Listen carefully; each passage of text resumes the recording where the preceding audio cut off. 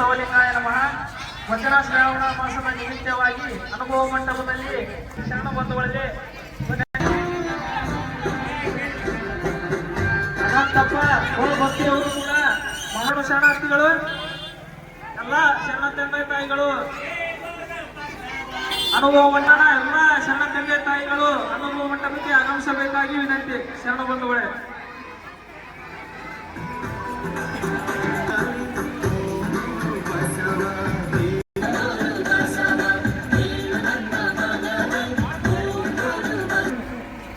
ಮಹಾಪ್ರಸಾದವು ಮಧ್ಯಾಹ್ನ 1 ಗಂಟೆಗೆ ಜರುಗ್ತಾ ಇದೆ.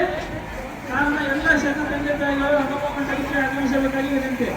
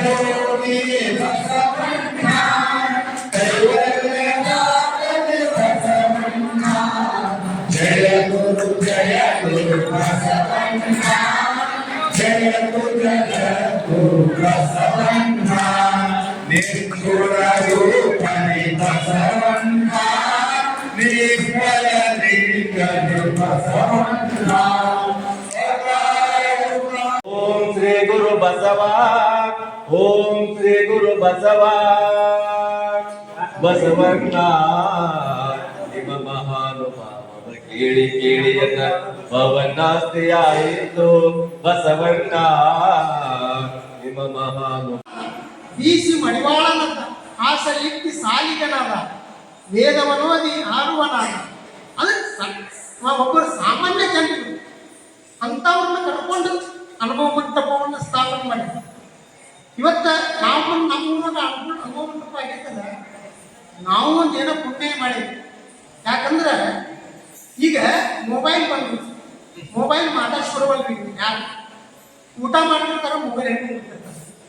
ಅಂತ ಸ್ಫೋಟಿನಿಕ್ ಯುಗದೊಳಗೆ ನಾವೇನ್ ಮಾಡಿದ್ವಿ ಅಂತಂದ್ರೆ ಅಧ್ಯಾತ್ಮದ ನಿಲುವಿನೊಳಗೆ ಬರಾಕ ಎಲ್ಲವನ್ನು ಬದಿಗೊತ್ತಿ ಅಧ್ಯಾತ್ಮದ ನಿಲುವು ಅಂದ್ರೆ ಶರಣರ ಕೊಟ್ಟಂತ ಕೊಡುಗೆ ಅದು ನಿಜವಾಗಲೂ ಧರ್ಮಕ್ಕೂ ಒಂದು ವಿಷಯಗಳನ್ನು ಹೇಳ್ತಾರೆ.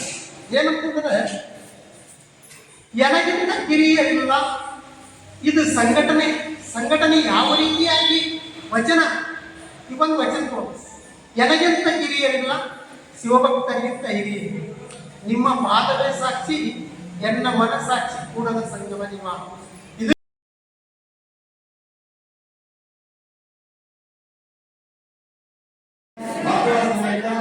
ಅವರು ಹೆಚ್ಚಿನ ಸಂಖ್ಯೆ ಗುರುವಂತಿ ಬಸವಣ್ಣ ಕರಿತಾನ, ಅವನು ಕೈ ಮಾಡಿ ಕರಿತಾನ. ಕೂಡಲ ಬಾಳವೆ ಅಂತ ನಮ್ಮ ಜೀವನ ಆಗೈತಿ. ನಮ್ಮ ಬದುಕು ಕಷ್ಟಪಟ್ಟರೆ ನಾವು ಅರಿವನ್ನು ಹೊಂದಬಹುದು, ಸಂಸ್ಕಾರವನ್ನು ಸಾಧಿಸಬಹುದು. ಹಾಗಾದ್ರೆ ಸಂಸ್ಕಾರ ಅಂದ್ರೆ ಏನು? ಸೌಜನ್ಯಪೂರ್ಣವಾದ ವರ್ತನೆ. ವಿದ್ಯೆಯು ಒಬ್ಬನನ್ನು ಸುಶಿಕ್ಷಿತ ವ್ಯಕ್ತಿಯನ್ನಾಗಿಸಿದರೆ ಸಂಸ್ಕಾರವು ಸಾತ್ವಿಕ ವ್ಯಕ್ತಿಯನ್ನಾಗಿ ಮಾಡುತ್ತದೆ. ವಿದ್ಯೆ ಒಬ್ಬ ಸುಶಿಕ್ಷಿತ ವ್ಯಕ್ತಿಯನ್ನು ಮಾಡ್ತದೆ, ಅಲ್ಲೇ ಸಂಸ್ಕಾರ ಏನು ಮಾಡ್ತದೆ? ಸಾತ್ವಿಕ ವ್ಯಕ್ತಿಯನ್ನು ಮಾಡ್ತದೆ. ಇವತ್ತು ಸಂಸ್ಕಾರ ಬಗ್ಗೆ ಹೇಳಿದ್ರೆ ಫಾಸ್ಟ್. ಅದೇ ರೀತಿಗೆ ಹೋಗೋಳಕಟ್ಟಿ ಅವರದ ಜೀವನ ಸಾಕಷ್ಟು ಸನ್ನಿವೇಶಗಳನ್ನು ನಮ್ಮ ಹಿರಿಯ ಶರಣರಾದ ಗುರ್ಲಿಂಗಣ್ಣ ಉಣಕಲ್ ಅವರು ಹೇಳಿದ್ರಿ. ಅವರೆಲ್ಲರಿಗೆ ಭಕ್ತಿಪೂರ್ವಕ ಶರಣಾರ್ಥಿಗಳು. ಅವರ ಗುರ್ಲಿಂಗಣ್ಣವರ ಪ್ರವಚನ ಮಾಡುವಾಗ ಸ್ವಲ್ಪ ಭಾವುಕರಾದ, ಕಣ್ಣೀರು ಬಂದವ್ರಿಗೆ. ಕಣ್ಣೀರು ಬರಕ್ಕೆ ಏನ್ ಕಾರಣ ಅಂತಂದ್ರೆ ಹೋಗೋಳಕಟ್ಟಿ ಅವರು 1915ರಲ್ಲಿ ನಾವ್ ಇವತ್ತು ನಮ್ಮ ಮನೆಗಾಗಿ ನಮಗಾಗಿ ಸಾಕಷ್ಟು ಶ್ರಮ ವಹಿಸ್ತೇವೆ. ಆದ್ರೆ ಹೋಗೋಳಕಟ್ಟಿ ಅವರು ಏನಂದ್ರೆ ವಚನ ಸಾಹಿತ್ಯಕ್ಕೋಸ್ಕರ ತಮ್ಮ ಇರು ಮನೆಯನ್ನ ಮಾರ್ಕೊಂಡ ಇದನ್ನ ಮುದ್ರಣ ಎಲ್ಲ ಮಾಡ್ತಾರೆ. ಏನು ಪತ್ರಿಕೆ ಮುದ್ರಣ ಎಲ್ಲ ವಚನ ಸಾಹಿತ್ಯ ಉಳಿಸ್ಬೇಕಂತ ಹೋರಾಟ ಮಾಡ್ತಾರ. ಹೀಗಾಗಿ ಅವರು ನಮಗೋಸ್ಕರ ಸಾಕಷ್ಟು ವಚನ ಸಾಹಿತ್ಯಕ್ಕೆ ಹೋರಾಡಿ ನೀಡಿದಂತ ಕೊಡುಗೆಯನ್ನು ಅವ್ರ ಪ್ರವಚನ ನೀಡುವಾಗ ಸಾಕಷ್ಟು ಭಾವುಕರಾಗಿ ಹೇಳಿದರು. ಅವರಿಗೆ ಮತ್ತೊಮ್ಮೆ ತಮ್ಮೆಲ್ಲರ ಪರವಾಗಿ ಭಕ್ತಿಪೂರ್ವಕ ಶರಣಾರ್ಥಿಗಳು.